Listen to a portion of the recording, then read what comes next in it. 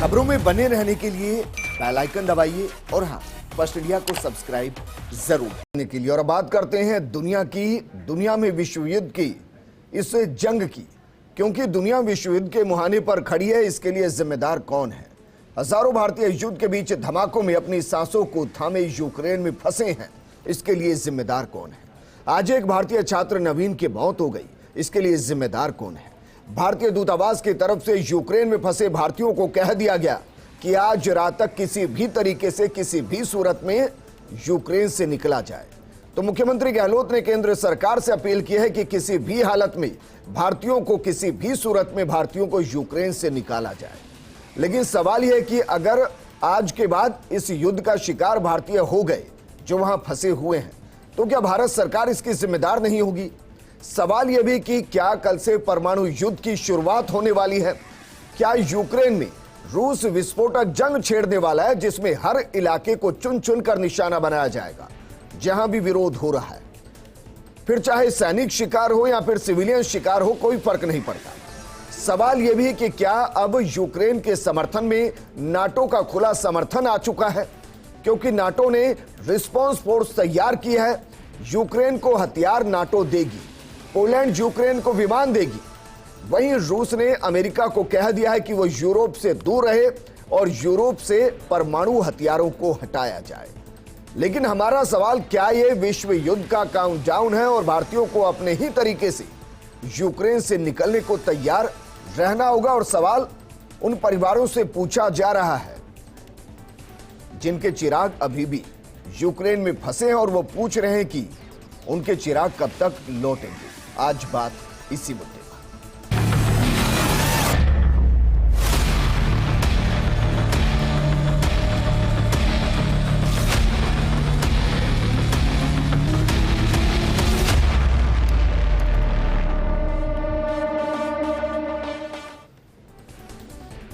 आज हम सवाल कर रहे हैं कि कब तक लौटेंगे चिराग। उन चिरागों की बात कर रहे हैं जो इस वक्त यूक्रेन के अलग अलग हिस्सों के अंदर फंसे हुए हैं, लेकिन जो यूक्रेन से किसी तरह निकलने में कामयाब रहे, चाहे वो पोलैंड पहुंचे या फिर रोमानिया पहुंचे। हमारे साथ रोमानिया पहुंचे दिनेश जुड़े हैं। दिनेश, आप यूक्रेन के किस हिस्से में फंसे हुए थे?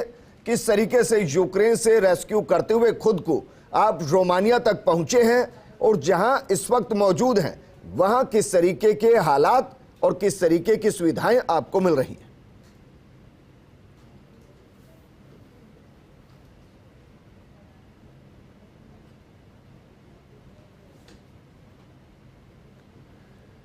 दिनेश, क्या मुझे सुन पा रहे हैं? वापस उनको जोड़ने की कोशिश करेंगे, लेकिन हमारे साथ कैप्टन महेंद्र माथुर जी जुड़े हैं बतौर रक्षा विशेषज्ञ, और रक्षा विशेषज्ञ के तौर पर हमारे साथ कर्नल देवानंद जी जुड़े हुए हैं।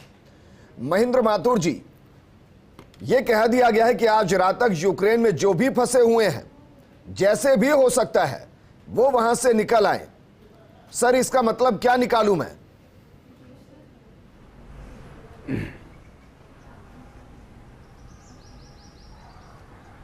विजेंद्र जी, मेरा ये मानना है कि 18,000 रफली स्टूडेंट्स वहाँ पे हैं जी, और उनके अलावा भी अपने हिंदुस्तानी होंगे। अब उसमें से तकरीबन 2,000 कुछ पोलैंड चले गए, कुछ रोमानिया चले गए, कुछ और बल्गारिया चले गए जी, और वहाँ से धीरे धीरे अपन निकाल सकते हैं। बट 18,000 आदमियों को इस युद्ध कंडीशन में उनका बाहर आना जी, और इकल्ले आना, रास्ता नहीं मालूम होना, 20 किलोमीटर, 25 किलोमीटर, 50 किलोमीटर चलना भयंकर युद्ध के बीच में, मेरे को थोड़ा सा इस पे डाउट लगता है। जी, कुछ लोग हिम्मत करके आ सकते हैं बॉर्डर तक, बट एकदम लेकिन सर, जो खार्किव में फंसे हुए हैं, जो कीव के अंदर फंसे हुए हैं और जहां चारों तरफ से मिसाइल दागी जा रही है, जहां गोलीबारी हो रही है, जहां दोनों सेनाएं आमने सामने हैं और बाहर निकलने के लिए किसी को परमिट ही नहीं किया जा रहा, वहां से रेस्क्यू कैसे होगा? कोई गोलियों के बीच में, मिसाइल के बीच में खुद को 1000 किलोमीटर लंबे बॉर्डर तक पहुंचाएगा कैसे?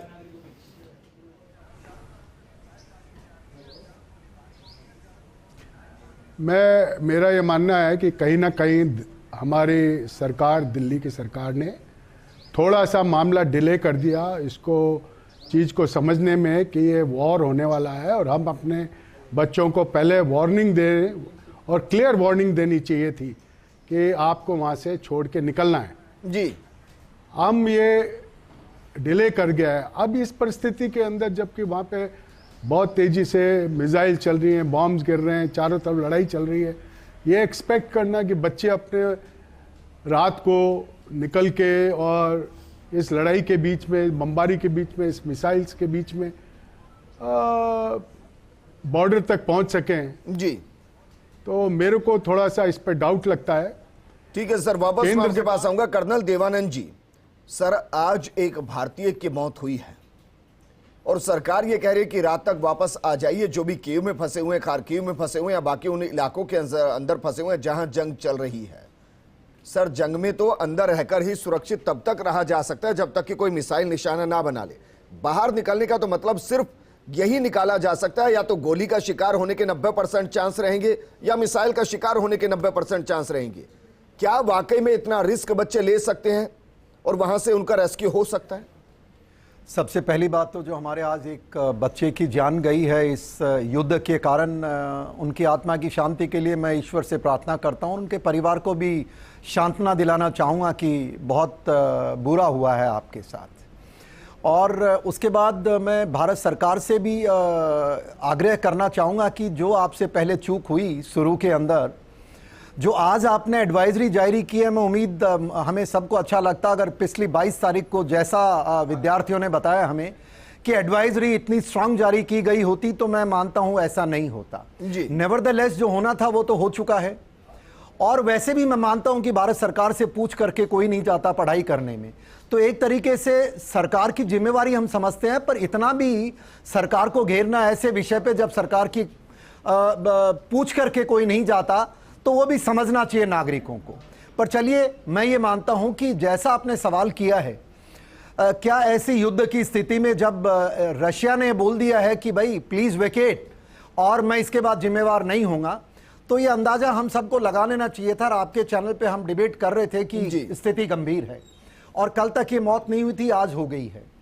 और जैसे मेरे से पहले मेरे साथी बता रहे थे कि ऐसी स्थिति के अंदर मैं अब युद्ध के नजरिए से थोड़ा बताना चाहूंगा। देखिए साहब, जब इतनी चारों तरफ से घेर रखा है और जो सामान्य नागरिक हैं वो घरों में कैद हैं, कुछ हाई राइज बिल्डिंग में है, कुछ अंडरग्राउंड है, कुछ बंकर्स में है, और सड़क के ऊपर अगर कोई नजर आ रहा है तो वो सिर्फ सेनाएं नजर आ रही हैं। और एक और बड़ी मैं यूक्रेन को इस चीज का दोषी मानता हूं कि चंदेक, मैं आज ही देख रहा था, चंदेक दिनों पहले उन्होंने हथियारों को सिविलियन एरियाज के अंदर उन्होंने डिप्लॉय कर दिया और सैनिकों को भी सिविलियन एरिया से फायर करने की इजाजत दे दी, जो मैं मानता हूं बहुत बड़ी उनकी रणनीति फेलियर रहेगा और आने वाले समय में यूक्रेन को इसका जवाब देना पड़ेगा। और रही बात उनके नजरिए से हो सकता है यही रणनीति हो कि सिविलियंस के बीच में अगर छिपकर काम करेंगे तो लंबे वक्त तक इस लड़ाई को लड़ा जा सकता है। नहीं, वो देखिए समय तय करेगा, मैं उस पर मूल्यांकन नहीं कर सकता, पर मैं बता रहा हूं जो उन्होंने क्या गलत किया जी।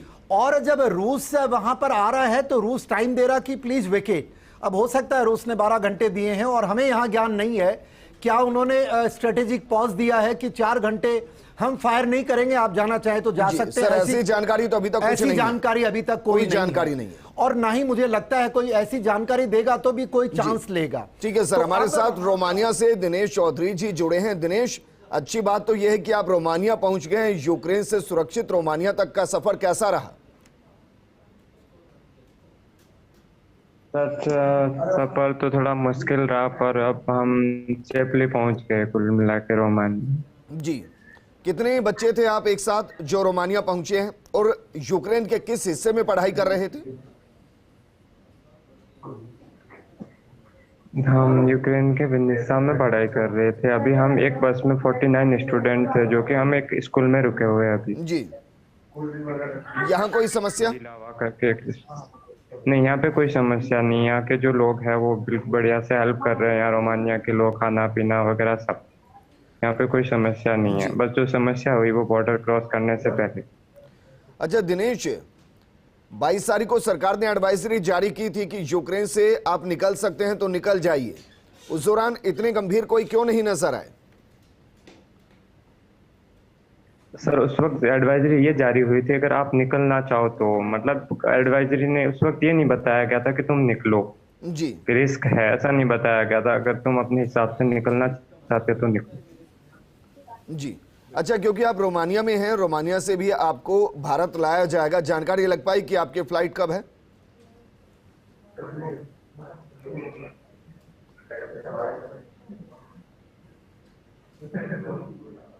क्या सर, आपकी आवाज नहीं आई मेरे पास। दिनेश, मैं सवाल ये कर रहा हूं कि रोमानिया में क्या ये जानकारी आपको लग पाई कि आपकी फ्लाइट भारत के लिए कब है? क्या कोई भारतीय डेलीगेशन आपसे जुड़ा हुआ है, दूतावास का कोई सदस्य जुड़ा हुआ है जो आपकी सारे सवालों के जवाब रोमानिया में बैठ के दे रहा है? हाँ, मतलब अभी हमको कोई एडवाइजरी मिली है कि एक फ्लाइट आएगी जो कि मतलब उसमें 600 स्टूडेंट आ सकते हैं। जी दिनेश, आप तो 49 लोग वहां से आ गए, आपको कोई जानकारी कि वहां अभी कितने फंसे हुए हैं? मतलब कंप्लीट तो जानकारी नहीं, पर मेरा एक फ्रेंड भी है सौभाग्य करके, जी जो कि पालिका स्टूडेंट है, जी तो वो कीव में फंसा हुआ था। तो अभी वो कीव से लवी पहुंच गया, अभी से उसको ट्रेन मिलेगी और ट्रेन से वो पोलैंड की तरफ जाएगा। ऐसी कुछ इंफॉर्मेशन उससे मेरी अभी बात हुई थी। जी दिनेश, जिस इलाके में आप थे क्या वहां पर भी बमबारी हुई है? नहीं, जिस इलाके में हम थे, जब तक हम वहाँ थे तब तक बमबारी नहीं हुई थी। बस एक बार वहाँ पर को जी ठीक है दिनेश, आप बने रहिए हमारे साथ, अगर मुमकिन है तो। हमारे साथ मेजर जनरल सुधाकर जी भी बतौर रक्षा विशेषज्ञ जुड़ गए हैं। सुधाकर जी, आज पूरा हिंदुस्तान यही सवाल पूछ रहा है कि जो बच्चे यूक्रेन के उन इलाकों में फंसे हुए हैं जहां भयंकर युद्ध हो रहा है, वहां से बच्चों को निकाला कैसे जाएगा? सरकार ने कहा कि जहां भी हो आज रात तक वहां से निकल जाइए, मुमकिन कैसे होगा?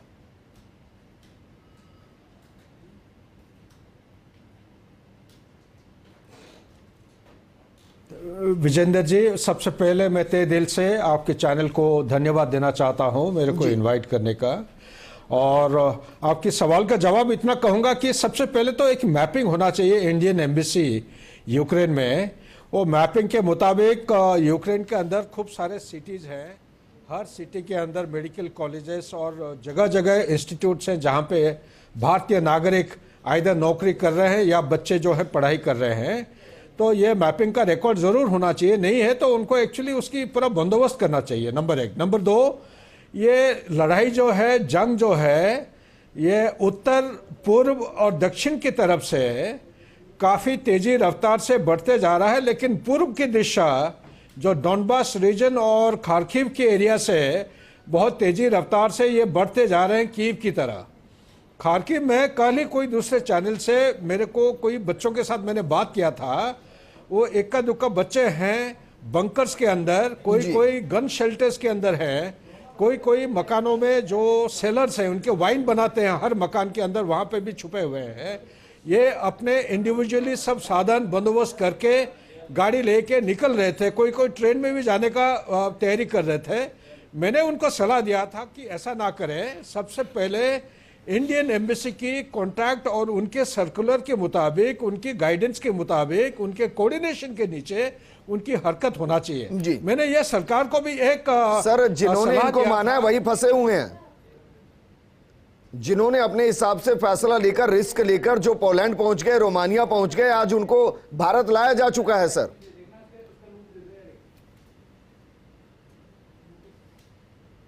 नहीं, आपको समझना पड़ेगा विजेंद्र जी, ये इलाका ऐसा है पूर्व की तरह जी, जहां पे ये बच्चे फंसे हुए हैं, या 800 से 900 किलोमीटर दूरी है पोलैंड, हंगरी, रोमानिया।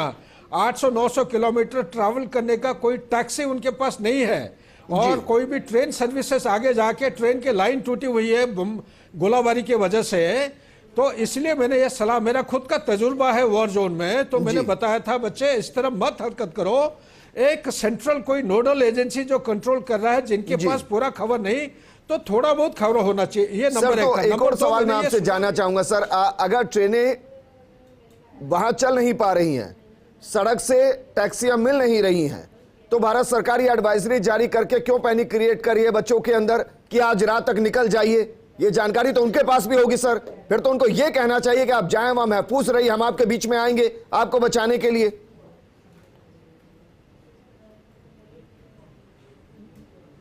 नहीं, विजेंद्र जी, बात आपकी बिल्कुल सही है। लड़ाई के दौरान, जंग के दौरान हमें अपने लेवल पे जितना ये जो इमोशंस हैं इसको थोड़ा सा शांत रखना पड़ेगा और बच्चों को सही सलामत निकालने का एक तरीका मैंने सुझाव दिया था कि एक तो है रशियन के जो सोल्जर्स हैं, हर एक कॉलम, फौजी कॉलम के साथ उनका एक लाइजन ऑफिसर होता है और इनका सिविल मिलिट्री कोऑर्डिनेशन के लिए एक संस्था होती है। ये इंडियन एम्बेसी को पता होना चाहिए। कारकिव से लेके आप ईस्टर्न बॉर्डर में तो सुझाव दिया था रशिया की तरह अपने बच्चों को निकाल के लाया जाए। ये रशिया की तरफ एक छोटा रास्ता है और रशिया की तरफ से लाने से रशिया की तरफ से कुछ कोऑर्डिनेट करके हवाई जहाज वहां भेज के उनको मॉस्को की तरफ लाके एयरलिफ्ट किया जा सकता है। अब मुझे नहीं पता है नियरेस्ट एयरपोर्ट कहां पे है। दोनबास, ये लुहांस्क, दोनेत्स्क में लड़ाई अभी भी लागू है। सरकारी तरफ सोच रही हो, क्योंकि उन्होंने आज एयरफोर्स के विमानों को भी ये कहा गया है कि आप वहां पर जाइए। देवानंद जी, सर यही सवाल मैं आपसे करना चाहूंगा, बच्चों को निकालना वहां से, उनके ऊपर छोड़ देना ज्यादा बेहतर विकल्प है कि अगर आपको लग रहा है कि बच्चे निकल सकते हैं तो आप घुसिए, उनको लेकर आइए वहां से? आपका सवाल बहुत सही है। मैं जनरल साहब की बात से सहमत नहीं हूं कि वॉर का एक्सपीरियंस होना मतलब ये नहीं कि हम सच्चाई से मुंह फेर लें। जी, अब अगर वॉर जोन का आपको और हम सबको बराबर का अंदाजा है कि जब लड़ाई हो रही है दोनों, और वैसे भी सबको पता कि आज जो यूक्रेन के जितने सारे एयरफील्ड हैं तबाह कर दिए गए हैं, वहां से हवाई जहाज जा नहीं सकता है, बसें हैं नहीं, दूरियां दूर हैं। तो मैं मानता हूं जो एडवाइजरी है, इस एडवाइजरी का या तो ये पूरे ध्यानपूर्वक नहीं दी गई है, और जैसा आपने सवाल उठाया विजेंद्र जी, मैं आपसे सहमत हूं कि भारत सरकार को कहना चाहिए कि आप जहां हैं वहां रुके, हम पहुंचेंगे, आप वहां पर अपना जान सलामती रखें। रही बात उनको जब बिना सपोर्ट के आप उनको खुले आसमान में भेज रहे हैं सरकारी एडवाइजरी के तौर पे, या तो एक खाना पूर्ति की जा रही है साहब जिसमें भावना को नहीं समझ रहे हैं, और खाना पूर्ति नहीं है तो ऐसी एडवाइजरी देने से पहले उनको बंदोबस्त करना चाहिए।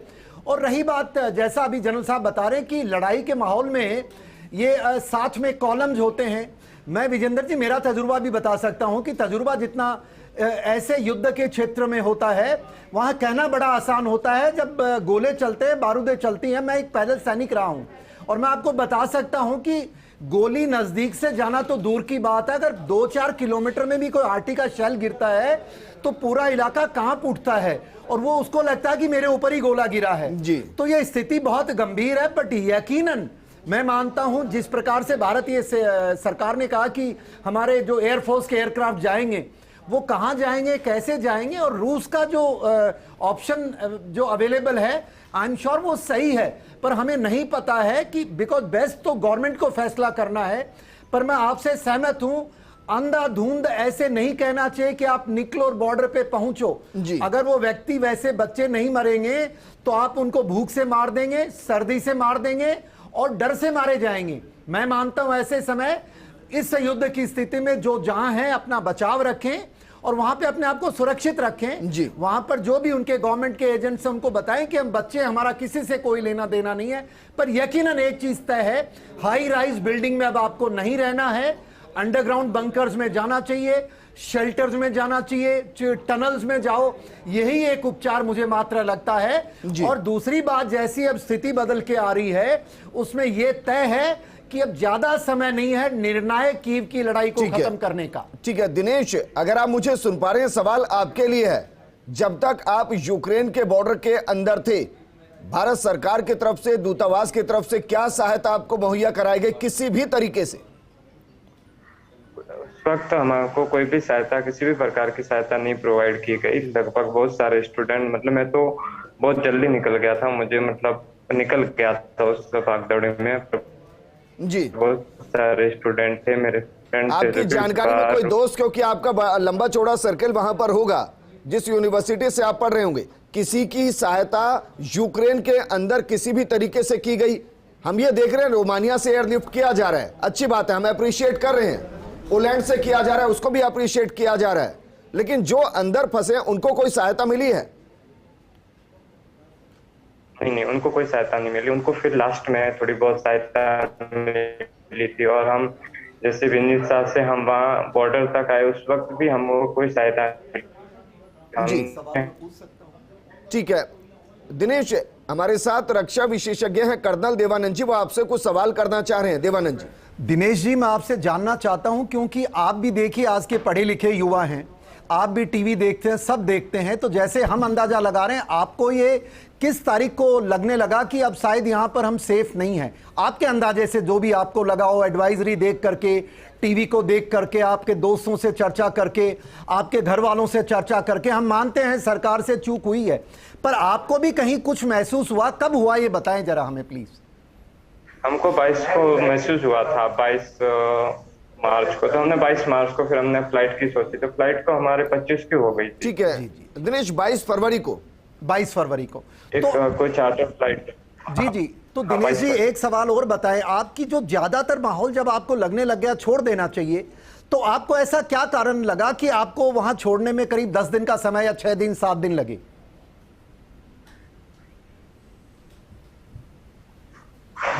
सर उसके लिए हमको कुछ न तो कोई एडवाइजरी थी और न हमारे पास कोई फ्लाइट थी जी। उस वक्त, कोई सामान्य भी फ्लाइट मैं नहीं थी। सभी को रोकना चाहूंगा। दरअसल यूरोपियन यूनियन को इस वक्त संबोधित कर रहे हैं यूक्रेन के राष्ट्रपति जेलेंस्की, क्या कुछ कह रहे हैं सुनते हैं जरा। Despite the fact that all our cities of our country are now blocked, nobody is going to enter and intervene with our freedom and country. And believe you me, every square up to date, no matter what it's called, is going to be called as today Freedom Square in every city of our country. Nobody is going to break us. We're strong. We're Ukrainians. We have a desire to see our children alive. I think it's a fair one. Yesterday, 16 children were killed. Again and again, President Putin is going to say that is some kind of operation and we are hitting a military infrastructure. Where? Zelensky को अब सुन रहे थे, लेकिन सवाल इन सबके बीच में यही खड़ा हुआ कि हमारे जो भारतीय यूक्रेन में फंसे हुए हैं उनको निकाला कैसे जाए, और वो भी तब जब सरकार की तरफ से एडवाइजरी जारी कर दी हो कि आज रात तक किसी भी तरीके से वहां से निकलने की कोशिश कीजिए, वहां से निकलिए। दिनेश, सवाल वही था, क्या आपके 22 तारीख से लेकर और 1 मार्च तक वहां रुकने के पीछे का बड़ा कारण यह भी कि आपके कॉलेज में ऑफलाइन क्लासेस, उन्होंने कहा कुछ नहीं होने वाला है, सरकार ने ये नहीं लिख के दिया एडवाइजरी के अंदर कि आपको हर हालत में निकलना है, तुरंत निकलिए, क्या ये बड़े कारण थे?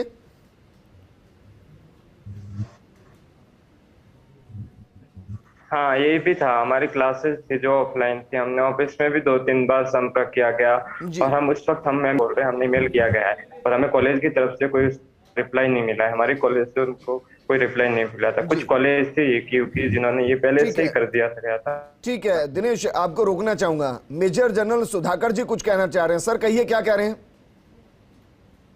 मैं कुछ कहना चाहता हूं सर प्लीज। विजेंद्र सोलंकी साहब, आप बहुत एक अहम एंकर के चैनल की एंकर हैं। जी सर। हमारा इरादा क्या है, ये टीवी न्यूज के जरिए से क्या कोई जो मसला है उसका साधन या रास्ता निकालने में मदद करें, या ऐसा सवाल पूछे जिसका जवाब जो है हम अपने देश के अंदर देशवासी जो फंसे हुए हैं जी, उनके लिए रास्ता सारे नाकारा करें? क्या है हमारा इरादा? में सर मेरा इरादा है मेरे भारतीय वापस यूक्रेन से आए। वो कैसे आएंगे सर आप बताइए, विद रिक्वेस्ट पूछ रहा हूं सर मैं। अगर आपका यह इरादा है, सुनिए विजेंद्र जी, ना आपका कोई रिक्वेस्ट नहीं है, आपका बात करने का, सवाल करने का, और आप जो पार्टिसिपेंट्स हैं उनसे जो सवाल आप पूछते हैं रास्ता निकालने का, हल करने का, शायद मेरे को जितना समझ में आ रहा वो नहीं है। अभी सिचुएशन हालत बिगड़ा हुआ है जी, थोड़ा मेरे को अलाउ करते, एक सेंटेंस मैंने बोल देता। आप कर्नल साहब को मौका देके एक जनरल साहब को बुला के आप बेइज्जती कर रहे हैं आपके चैनल में। सर मैं माफी के साथ हाथ जोड़कर मैं कह रहा हूं, मेरा इरादा बिल्कुल नहीं। मेरा इरादा यह है कि मैं उन एक्सपर्ट को अपने पैनल के अंदर लेकर आऊं जो ये बता पाए कि उन भारतीयों को कैसे लेकर आए। पार्टी पॉलिटिक्स छोड़िए जी। नहीं, मैं जवाब देना चाहूंगा विजेंद्र। नहीं सर, उनको एक बार बोलने भारतीयों को देते हैं। लाने का जी। तरीका जो है ना जी। भारतीय सरकार को पता है, जो जमीन पे है उनको नहीं पता है। जी। जो हम यहाँ बैठ के अगर हम यहाँ पे विजुअलाइज नहीं कर पाएंगे सही तरीके से, जी। हम रास्ता कैसे बताएं? मैं वही कहना चाह रहा सर, था। रास्ता सबसे बताइए ना, पहले प्लीज। सेफ्टी, बताइए सर। सेफ्टी और सिक्योरिटी ऑफ इंडिविजुअल। जी। कोई गन हाउस या कोई, भैया मैं तो वही कहने की कोशिश जी। कर रहा था। आप तो जोर जबरदस्ती एक कंपटीशन, एक माहौल पैदा कर दिया है। ऐसा सिचुएशन और हालात में आप कैसे मामला को हल कैसे सर, मैं करेंगे? 22 वही तारीख कह से रहा डिबेट हूं। कर रहा हूं सबसे सर। पहले धीरज रखिए और हर एक ये पहलू पर मैं हर जोर सवाल जबरदस्ती कर रहा जो solution हूं। निकाले- आज मुझे दुख हो रहा है, आज मुझे दुख हो रहा है कि जो वहां फंसे हुए हैं, जिनके पास खाने के लिए कुछ नहीं है, जिनके पास पीने के लिए आपको कुछ दुख नहीं हो रहा है, है? जो लगातार वीडियो भेज रहे हैं, जिनसे संपर्क कोई नहीं कर रहा है, और आज उनको बताया जा रहा है कि रात तक जैसे हो सकता है निकल कर आ जाइए। वो कैसे आएंगे? मुझे कोई समझाए। आपकी विजेंद्र जी, मैं बात करना चाहूंगा, इजाजत दें। नहीं